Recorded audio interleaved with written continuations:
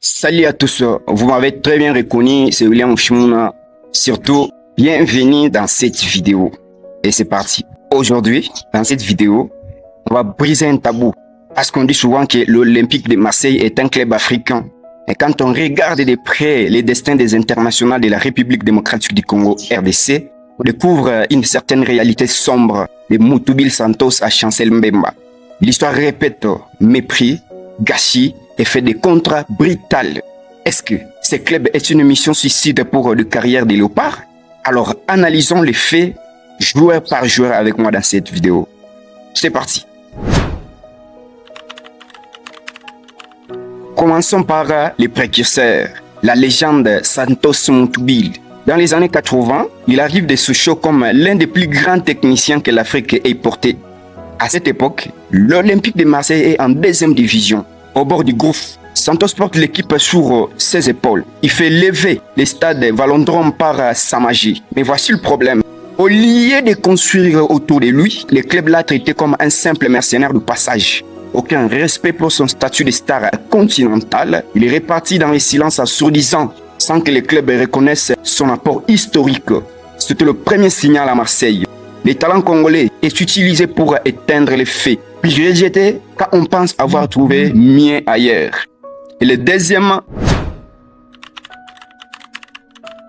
Alors passons à Imboula, un crack pire sous l'ère Marcelo Bielsa. Il était le moteur, les poumons du milieu de terrain. Il avait tout pour devenir une icône mondiale à l'Olympique de Marseille. Mais en 2015, le club gère mal ses finances. La solution facile, vous savez, sacrifier le Congolais. Imboula a été vendu du jour au lendemain au FC Porto pour 20 millions d'euros, simplement pour boucher les trous dans les caisses. On n'a pas regardé son plan de carrière. On n'a pas regardé son attachement au club. Il a été traité comme un chèque sur pattes. Et les résultats? Le départ précipité a cessé sa dynamique et sa carrière n'a jamais trouvé des sommets qu'elle aurait pu atteindre à Marseille. Marseille l'a utilisé comme un produit financier, rien de plus. Et au finish, sa carrière a été bafouée.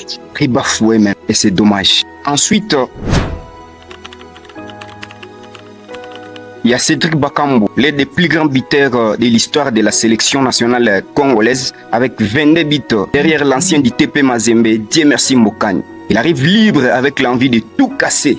Mais après seulement 6 mois, la direction change de fusil d'épaule pour forcer Bakambu à partir vers la Grèce à l'Olympiakos. L'homme a utilisé les méthodes honteuses. Il a été écarté du groupe professionnel et pire encore, il a été rayé de la liste pour la Ligue des Champions. Imaginez le mépris. Dire à un joueur de ce calibre qu'il n'est même pas digne d'être sur le banc pour la plus grande des compétitions. On l'a poussé vers la sortie comme un malpropre, sans aucune reconnaissance pour son professionnalisme. C'était une humiliation calculée pour les briser moralement.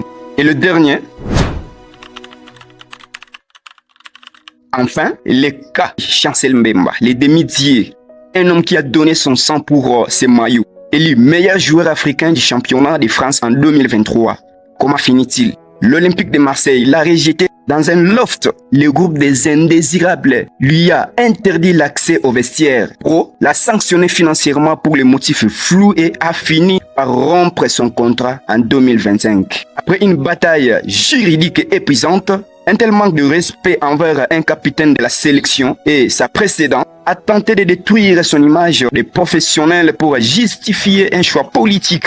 Si un joueur aussi exemplaire que Chancel Mbemba a été traité ainsi, alors aucun Congolais n'est à l'abri, ça c'est sûr.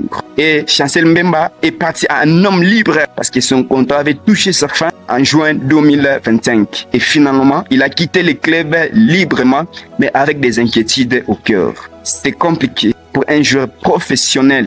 Alors, chers frères léopards, quand vous voyez le logo de l'Olympique de Marseille, ne voyez pas seulement la lumière du Vallondrome. Voyez les carrières de vos aînés qui ont été sacrifiés. Le club n'est pas un partenaire pour la République démocratique du Congo. C'est un cimetière pour le talent congolais. Il est temps que les léopards et leurs agents soient plus prudents. On ne peut plus accepter que les léopards, les ambassadeurs de la République démocratique du Congo soient traités de la sorte. Marseille, c'est fini. Les léopards méritent mieux que le mépris systématique. Voilà. Vos avis dans les commentaires. C'était donc l'analyse sur le cas des léopards par ce grand club, l'Olympique de Marseille. Merci.